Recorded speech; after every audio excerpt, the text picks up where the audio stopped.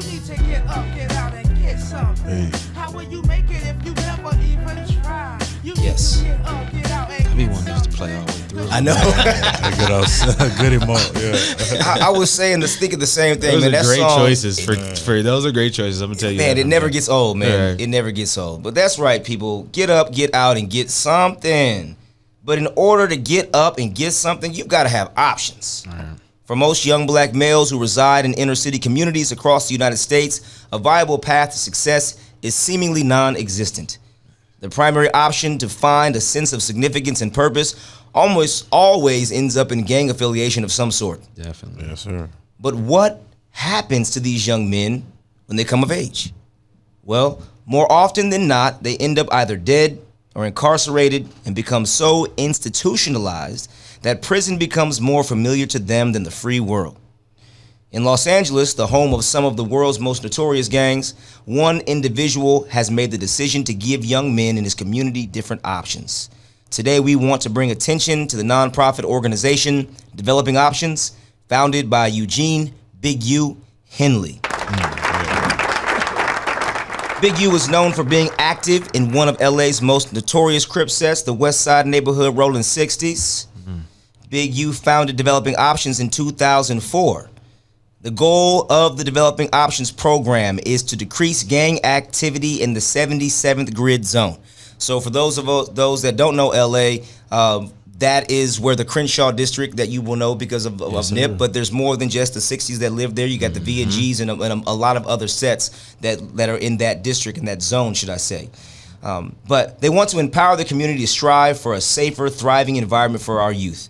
Developing Options believes in laying the groundwork and providing the conditions that inspire and create viable options for people by enabling connections to be made between communities, fostering alliances with local advocates, and developing programs that harness the power and skills community members need to affect change in their own lives.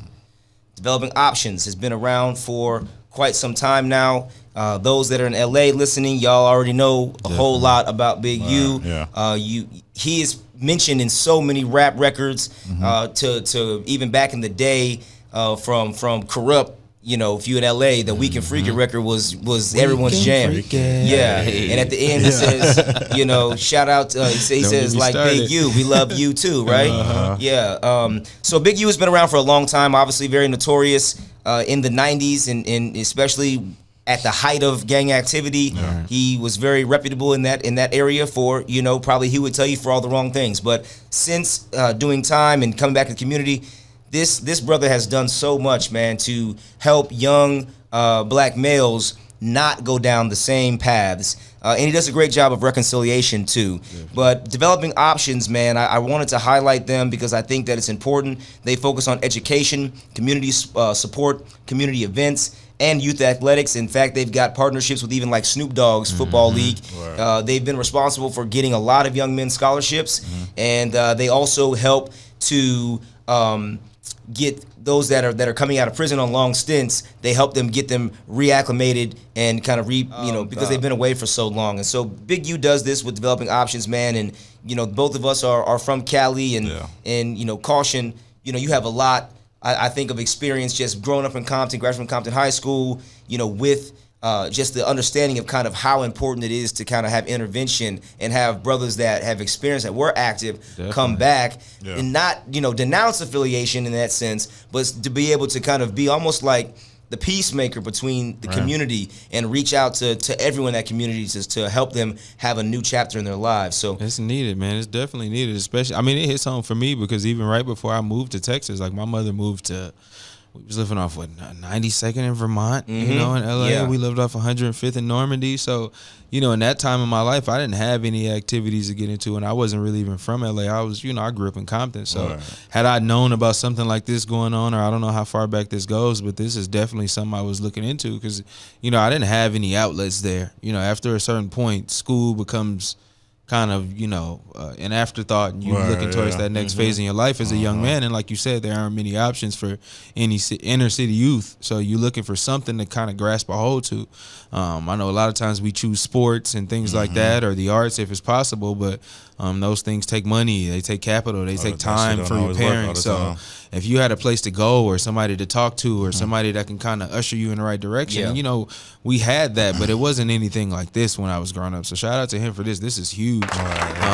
And I know he's well respected. I saw Nipsey win an award with him and all of that for his participation in the program and things like that. So, you know, I know about the past things that I've heard about Big U, and it's good to see that he's made a way to show a difference as far as perspective goes, and people being able to see you for who you really are. And I think, you know, if you go to this website, developingoptions.org, you'll see that it's a multitude of things on here.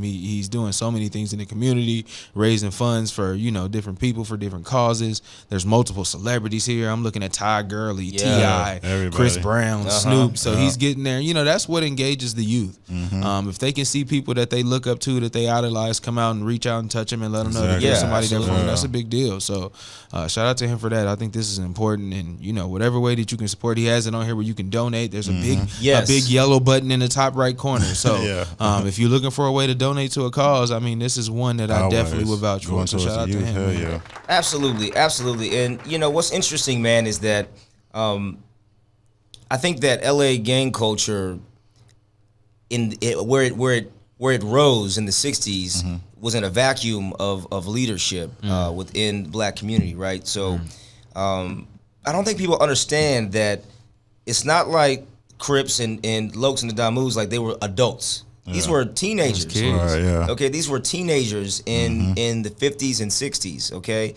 and Martin killed, Malcolm's killed, Black Panther Party destroyed, and you have this vacuum. You have the black family is being broken up, especially in Los Angeles. If you know anything about how the migration, you know, kind of patterns of the people there, places like Compton and Watts, and Kosh can speak to this, they have Compton cowboys. There's farms. The Bushes had land in Compton. There was an airport. Okay, Compton, Inglewood, Watts, these were all white neighborhoods. And when black people began, middle class, not hoodlums, middle class black people moved to these areas, okay, there was the Great White Flight.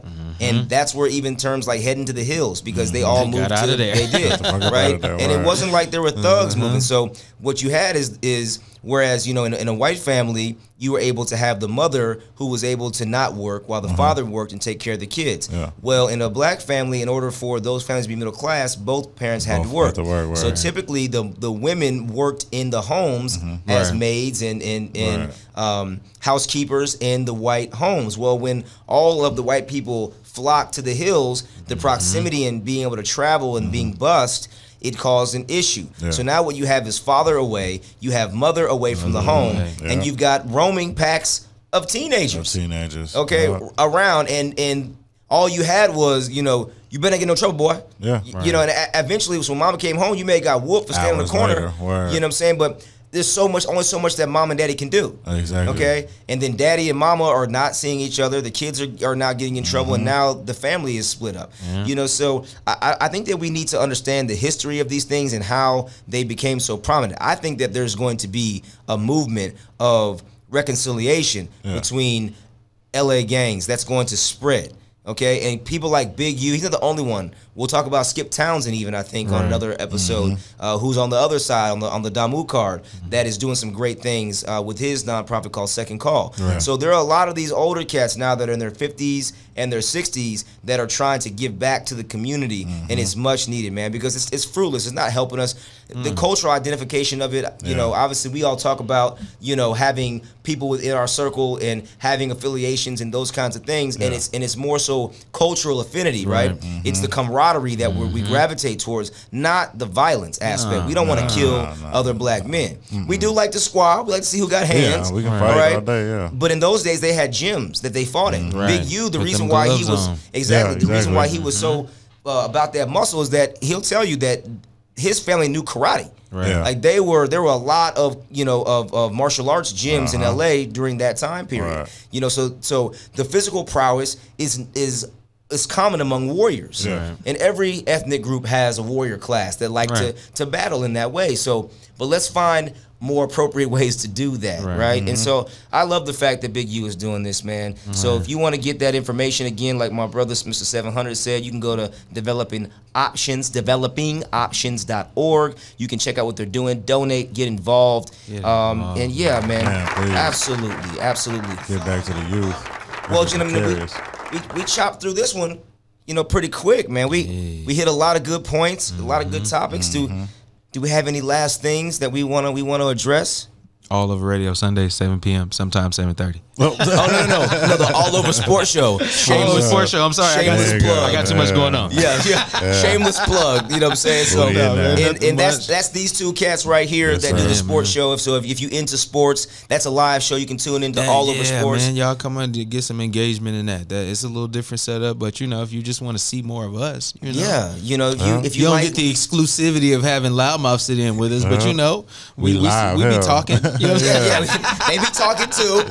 And if you just want to binge sports talk radio from two, good looking, intelligent brothers, then tune in. Now, of course, women tune in, but if you want to just chop it up about sports, brothers, you know where to go on Sunday. What time is it on Sunday? It's usually about 7:30. 7-ish. Yeah, 7-ish. Get in this CPT. When we get in here and get set up, you know what I'm saying? We're about 7 p.m. All right. So check out the AllOva Sports Show so y'all can get into that. But I think that we wrapped up for today. Man, I think that's it. Yes, sir. Yes, indeed. Y'all finished or y'all done? Yes, Birdman. Thank you. We are done. We want to remind y'all, though, to watch, listen, subscribe, and follow us everywhere and AllOva. That's right. Watch, listen, subscribe, and follow us and engage. Join the conversation. We on Facebook. We on Twitter. We on IG at It's AllOva Radio. That's right. It's AllOva Radio. Facebook, Twitter, IG. One more time. Facebook, Twitter, IG. It's AllOva Radio. On YouTube and Spotify. It's AllOva Media. This AllOva Radio. Peace.